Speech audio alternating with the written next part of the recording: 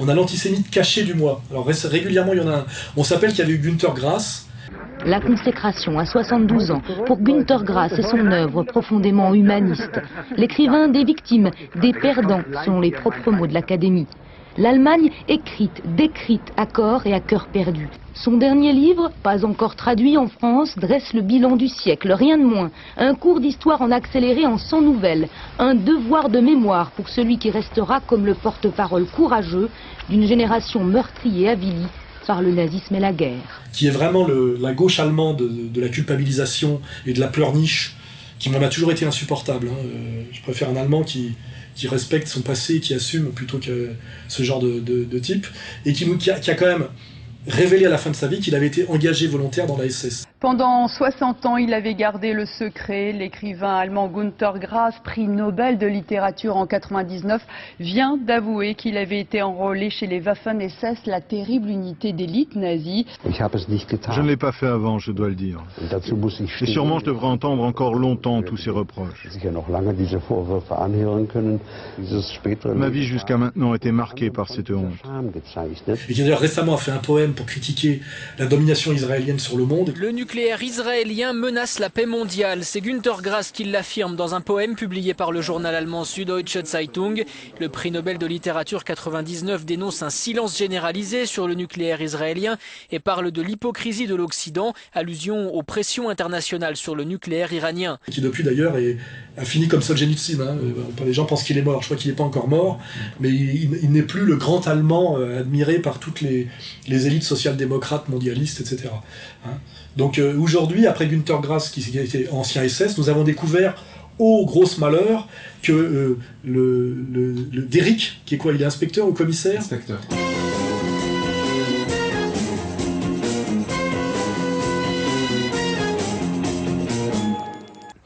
Donc, à l'heure du crime, vous étiez assis ici, tous les deux. Oui, tous les deux. Dans ce cas, vous avez un alibi, tous les deux. C'est vrai, vous avez raison. L'inspecteur Derrick, de son vrai nom, je crois, Horst Stapper, je crois, était un ancien SS également. C'est le très sérieux Frankfurter Allgemeine Zeitung qui révèle l'information, se basant sur les travaux d'un sociologue allemand.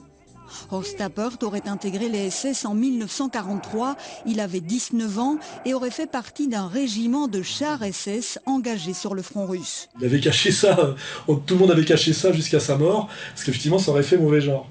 Alors voilà, c'est assez rigolo de voir que le commissaire de police qu'on nous a vendu dans une série très chiante et très lente pour accélérer l'unité franco-allemande par la culture de masse, c'était finalement un ancien SS, c'est assez rigolo, comme Günter Grass finalement. Et ce qui est rigolo, c'est que quand on pense que l'équivalent de Derrick en France, c'est Maigret, on va s'amuser aussi à rappeler que le père de Maigret, qui est Siménon, était aussi un antisémite carabiné qui a survécu, je veux dire, à l'épuration, comme beaucoup de gens à l'époque, parce que De Gaulle a fait en sorte qu'il y ait une réconciliation nationale après-guerre, réconciliation nationale qui a été rompue dans un premier temps par Mitterrand, je le rappelle, avec le procès, le premier procès, le procès Barbie et tous les autres, et trahi une deuxième fois par Chirac avec l'histoire de la responsabilité de l'État français dans le Veldiv. Ce sont deux trahisons du pacte de réconciliation qui avait été signé avec la communauté juive organisée et De Gaulle, et qui faisait notamment que les juifs de l'UGIF n'étaient pas jugés comme collabos, mais étaient simplement soumis à, comment dirais-je, à une sorte de tribunal rabbinique qui était je sais plus, un truc interne, effectivement, pour qu'on ne sache pas que l'UGIF, qui est directement l'ancêtre du CRIF, avait collaboré de A à Z, et que c'est eux qui avaient fourni notamment la liste des déportés du Veldiv. Voilà ce que rappelle Maurice Rafchus dans ses écrits, qui pour cette honnêteté-là, qu'il était aussi motivé parce que ses parents sont morts à cause de l'UGIF, de la collaboration des instances juives officielles avec l'État, comment dirais-je, l'État pétainiste. Il avait une raison de s'en plaindre, puisque ses deux parents sont morts à cause de ça. Comment dirais-je, Rafchus a bien révélé ça, et c'est quelque chose qui est profondément caché en France, effectivement, que l'ancêtre direct du CRIF, l'UGIF, a adhéré à la vision de la Révolution nationale du citoyen français d'origine juive qui était sauvé en tant que français, mais qui ne se mêlait pas, effectivement, des accords comment dirais-je, liés à l'armistice, qui était effectivement que les sans-papiers, c'est-à-dire les clandestins juifs ressortissants du Reich étaient rendus, comment dirais-je, au Reich, c'était les accords, et qui fait finalement que comment dirais-je, l'UGIF avait bien accepté la séparation totale du juif français, donc de minorité juive et du juif tout court, et que c'était ça la politique du CRIF de l'époque, hein, qui était d'ailleurs la politique de la Révolution française de Pétain. Voilà. Tout ça est caché aujourd'hui de A à Z pour ne pas montrer effectivement que ce sont les élites juives aujourd'hui, les mêmes qui m'emmerdent à travers la LICRA et le CRIF, hein, puisque l'UGIF est l'ancêtre direct du CRIF, ils ont même hérité de son trésor de guerre, je crois. Ce sont eux qui ont fourni à la Révolution nationale, qui n'est pas la République française, mais on va dire l'État français de transition, puisque normalement la continuité républicaine, on va dire que officiellement c'est De Gaulle, mais qui ont fourni les listes de la rafle du Veldiv. Hein, voilà, ça c'est démontré historiquement. Et c'est tout ça qui est caché. Et c'est d'ailleurs parce qu'il fallait cacher tout ça qu'il y a eu un pacte signé entre ces élites juives et De Gaulle pour faire de la réconciliation nationale et dire on sauve les hauts fonctionnaires de la collaboration française et du pétainisme, qui souvent d'ailleurs venaient du socialisme et du Front populaire.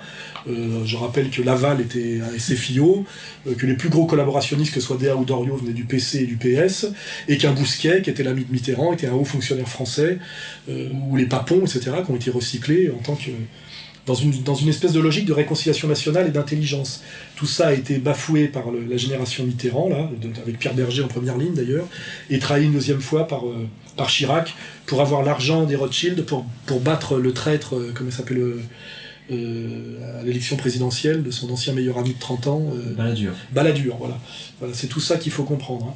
Et c'est pour ça, dans ce contexte-là, qu'un type comme Siménon, qui était un collabo un antisémite de première, comme beaucoup de gens des années 30 et 40, a pu effectivement poursuivre sa carrière tranquillement, sans problème, dans une logique de réconciliation nationale qui s'explique assez bien si on voulait mettre le salut de la France avant les vengeances tribales d'une petite communauté qui avait hautement collaboré elle-même avec le pouvoir de l'occupant. Voilà. Et c'est comme ça donc que Siménon a pu continuer à être Siménon, mais rappelons bien donc qu'il n'y a pas que le commissaire Déric qui était dans la SS, il y a aussi le commissaire Maigret, qui est effectivement le Siménon, qui était un antisémite de première et qui n'a pas fait une très bonne guerre. Voilà. Donc tout ça c'est si jamais la LICRA voulait aussi attaquer post-mortem Siménon et le commissaire Maigret à travers lui pour antisémitisme carabiné.